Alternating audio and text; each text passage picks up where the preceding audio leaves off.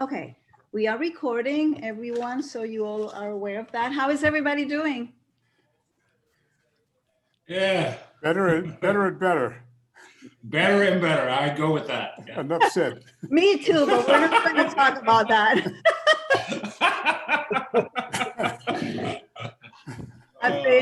I didn't even want to have the TV on today, but you know. I know. I mean, yeah. We got Georgia on our mind, everyone down here, for sure. Right? Well, I'm just proud of Pennsylvania. I'm just like even more. I used to live in Philly. I'm just proud. Yeah. Oh boy. And yeah. Anyway. Okay. We have a very limited time for this, so I want to make sure that we have everything we need. What do we have? 30 minutes? We have 30 minutes? Right? Yes. Okay, cool. So if you have a presentation, you want to, is anybody else joining us from your team? No, it's just going to be me. Okay. And it's just you three? That's correct. It's okay. the creme of the creme. Small group. Okay. Yes. Can I start sharing now? Please do. We yes. go on the timer now. No. Hilda, let's go through what we agreed on. All right. So okay. first of all, sorry, Walter, you're our first, first interviewee. So I didn't know that. We're developing our system here. So the reason that there's only 3 of us here is because we're videotaping it, and it will be presented to all the other members. That digitally they can look at it. So it's not that just 3 of us are here. All right. Gotcha. So we just, so the first thing we did want to check, you do have a presentation ready to share. So we just. Yes, I do. Okay. And was there any questions you have about our questions? So we don't want to interrupt the interview, like to go through, what are you talking about kind of dialogue. Nope, I think I'm good to go. And I'm going to start my timer so that I'm like done in 20 minutes and there's some time for questions. Yes, and to be, I think Glenn is going to help us with the timing, so he will let us know when we're getting close to the different timetables. So, all right. So we didn't introduce Bryant. Bryant's one of the members of the art selection panel. Okay, nice to meet you, Brian. My pleasure, Walter. Good to meet you. I like your wall piece. It's really nice. Oh, thank you. Okay, I'm going to start sharing now. Can you see my screen? We can, yes. Yes. Okay. Well, it's a pleasure to present to you today. I read through your outline and I put together a presentation that, is reflecting my current moment of things. If you would like to see the rest of my work, you can always go to Hood Design Studio website and actually see the work that's much more developed. I'd like to just sort of introduce myself. Again, I'm Walter Hood, artist, designer, teacher. I teach at UC Berkeley. I'm out here in Oakland, California. I'm from the East Coast. I'm from North Carolina. I work all over the place. I'm not afraid to go anywhere and do work. But more important to you guys, I've gotten a chance to know your city by working on the La Villa Heritage Plan, which started out as a design for Lift Every Voice in Sing Park. And my client allowed me to kind of expand my work and actually think about the larger city. And this is just characteristic of how I think and how I work. I'm really interested in place and people, and I look at art as being an expression of myself, my experiences, but also of the people and places I come into contact with. I'd like to share with you 3 projects today. And again, they're probably more alike than different, but I thought that I wanted to sort of share with you these projects today particularly. The first one is in Arlington, Virginia. I was asked to come to Knock, a small little town outside of DC, and develop a town square. Knock is, how could I say, tied to the first Freedman Village, which was created in Washington, DC, on the site of what we think of as Arlington Cemetery, but it was a Confederate plantation. And I became fascinated in the term of freed man, or the notion of free being a prefix to how we think about women, how we think about Aboriginals. And the project then grew into the semiotic sort of study of how we actually talk about ourselves. And then working with the community, how they wanted to portray themselves. And in a way, most of them wanted to kind of talk about this kind of larger diaspora, which was the larger landscape that their ancestors inherited. The town square then became the kind of place to begin to talk about this. So we developed a really nice park, a place where people can come.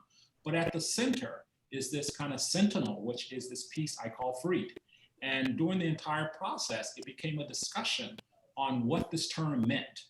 And for me, it's this idea that someone let you go, right? Which means you're always looking behind you to see if they're going to take it back. And this became a really interesting way to talk to the community. And then we just talked about this idea of how do we want to commemorate. And at the end of the day, they wanted to talk about the diaspora, Knock, but also the other names that the place had. Pleasant Valley, there were a lot of descriptive names given to the place. This is also one of the places, one of the oldest AME churches is located. And so the Sentinel is like 40 feet tall. It's painted gold. It's made up of small badges that is reminiscent of, again, when slaves had to wear badges as identity. And it's these series of plates that we're building that are folded. And in the end, it's become almost like a piece of tapestry. And it's become this very abstract symbol. And I think the project for me is this idea that through the community, we were able to have a conversation, right, about identity, about time and diaspora. And the product actually was something derivative of that.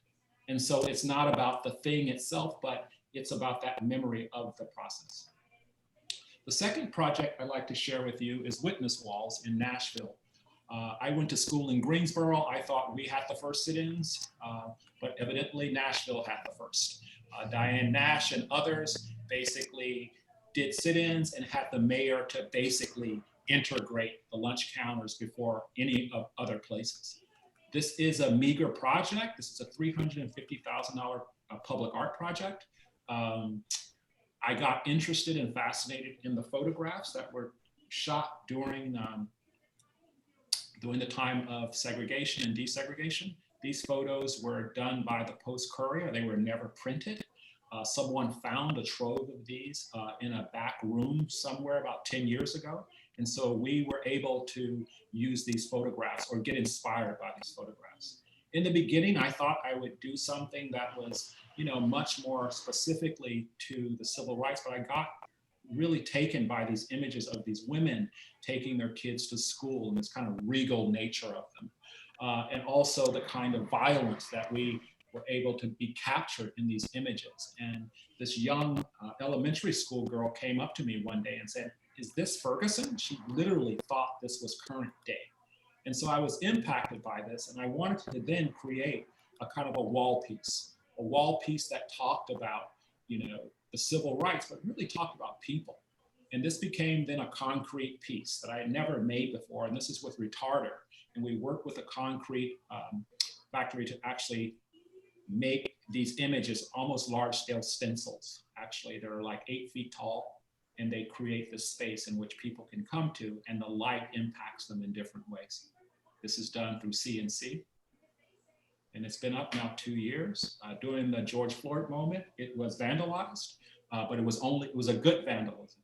Actually, the police were actually crossed out, and we were able to basically restore it because we had graffiti paint. And this is the image that was graffiti. But this is Freddie here. When we installed it, Freddie came up to me and said, "That's me." And he actually pointed. He didn't say anything during the process, but after we unveiled it, he revealed that that was him himself and his cousin. And there's this reflective piece that then reflects the sky.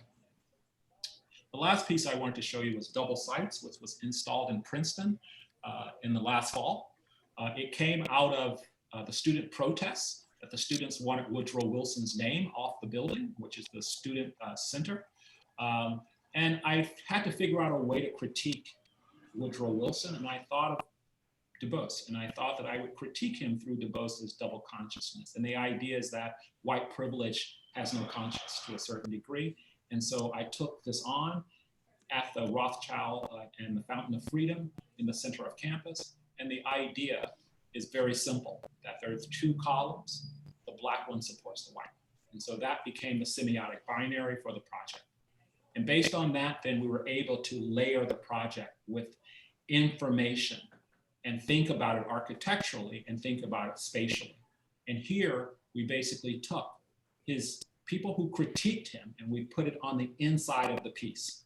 And so from DuBose to Woodley to Ida B. Wells to Trotter, everyone who was saying, be a better man, is on the inside of the piece. And on the outside of the piece, we took quotes unedited by Wilson and put it on the outside.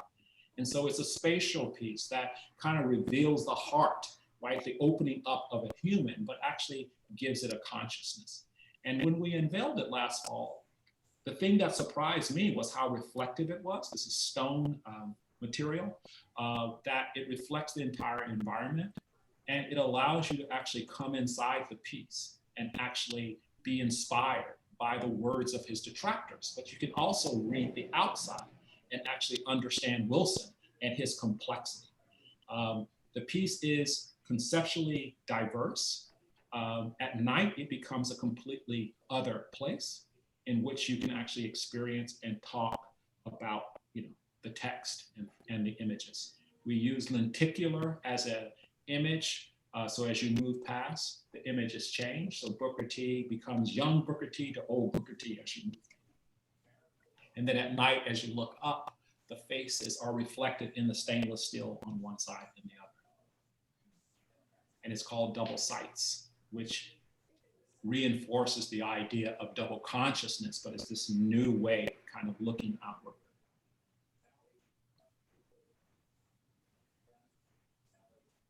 And a little anecdote, I got a call 2 months ago. After the piece was put up, they still didn't change the name. The students actually came out and they were still protesting to change the name. And this has now become a space of protest. But also, the chancellor and his people met 2 months ago, and one of the trustees came out and actually read the piece on the white column and actually changed her mind. So now they changed the name of the school. You wanted to know about the impact with limited budget. We've worked on a lot of public art projects, and one thing through the fabrication, we try to actually build the pieces before we make it. This is the Abraham Lincoln Brigade Monument in San Francisco. Through mock-ups, through thinking about fabrication, we like to work hand in hand. This is Santa Monica Tiers in Santa Monica, where we work with the glass blower to actually create the piece. And I'm showing you this is because art fabrication is a big component. It's like, how do you make it? So we're not making something in the studio to go out in the landscape. Normally you have to work with a fabricator because the landscape is going to be impacted by weather, vandalism, and all of these things. And so we like this process. This is the witness walls, where we actually work with the concrete guy to really think about the CNC, the form work, and then the final thing itself, thinking about how it would get to the site and all of these things. Safety of users. Art is an interesting thing. It's different than architecture and landscape. And it comes back to what the municipality, what they're willing to risk. I'm going to show you this one project. It's in Santa Monica. It's just going up right now. It's along a public sidewalk. These are 6-foot pieces of stone stacked in the middle of the sidewalk. Again, this notion of risk is, again, art, people will say, will people climb on it? Well, maybe they will. But I think art is this thing that you want to somehow reinforce something, whether it's joy, light, or material. And we were really interested in talking about that. There's no more sandstone in Santa Monica. So the city was willing to take the risk to give sandstone back to people. And so we like to think about, art and risk as, what are we willing, to allow people, right, to enjoy? Because in a way, people can climb anything, right? If you put something out, someone can climb it, but what are we willing, what is that language we're willing to do? But I have liability insurance, all of this stuff. So we understand safety, but we also understand art. COVID and process. I'm gonna, yes. Walter, I'm gonna interrupt because clearly we wrote this question wrong. Yeah. Because what we're actually, okay, all right. and we'll have to recorrect it because we're not interested in the safety from the point of view of people getting hurt on the art. We're worried about people being mugged in the plaza. Okay. Basically, Yeah. okay, because this the courthouse especially is concerned about domestic violence issues and people waiting outside and that kind of thing, and being able to make sure that the space is observable and that you've thought through how people might engage in those kinds of activities. So well, I think this project is even better because, you know, the question came up, could someone you could go behind this thing, right? So there's still a path of travel there. But what we made sure was these openings you could actually see through. And then we lit it. So this entire wall on the backside will be illuminated. So, you know, that's something we think about a lot because another part of our practice is landscape architecture, you know, and urban design. And so this notion of safety and being able to, you know, not create hidden corners and things like that, that's just part of, you know, how we think. thank you. We'll change the question a little bit. And I have just a thought, since others will have had a chance to think about that question as it's changed. Seems to me we ought to give Walter an opportunity to think about that and add any response he might have to the actual question that you're going to be asking everyone. I'll think about it as I conclude here. Okay. And then COVID in process. This has been a challenging moment for us all, but I think from our La Villa project and from another project that we recently worked on in Winston-Salem, one of the things that I enjoyed the process because we were able to actually meet more frequently. And that's something that, you know, in non-COVID, I probably would have come to down one time and that's it. And so this notion of being now able to adjourn people in mass and actually be there for them and not have to rush off to another meeting, that's been something that not only those projects that I mentioned, but that's just the way I do everything. These are my students. I teach 50 students a week, 2 days a week, and I sit at my computer and, you know, I help them, you know, formulate their work. So this is something that we've gotten better at. And hopefully, you know, in the future, things will be a little less rigid.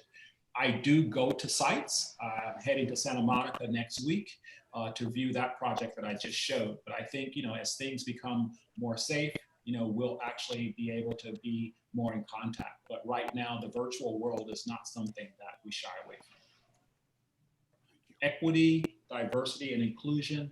I mean, you just look at me, you know, that's me, right? I mean, I walk and talk this. My work is all about this idea. And, you know, in every project, there is this moment for us, you know, where we want to make those connections. This is in Queens. This is the Curtis 50 Cent Garden that, you know, we designed with Bette Midler. This is in Philadelphia. We did a piece with a nonprofit. We wanted to bring kids in and get them to be part of art. This young lady actually became part of the piece. She sat in the window all day and told people that windows are good. I didn't even coerce her, but she became part of the process. And then in my TED Talk, I talk about this notion of bringing people together. I bring this up because this notion of inclusion, I was asked to design this garden in Queens. And as I was going actually to their office, I actually saw 50 Cent office on the way. It said G Unit. And I didn't think about it at the time.